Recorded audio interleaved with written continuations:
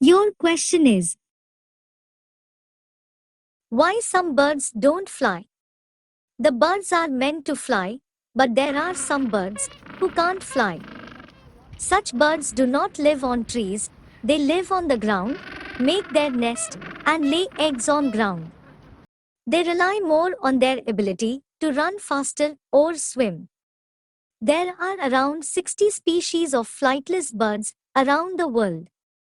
Such birds are ostrich, emis, cassowaries, wrens, penguin, kiwis, and ducks, etc.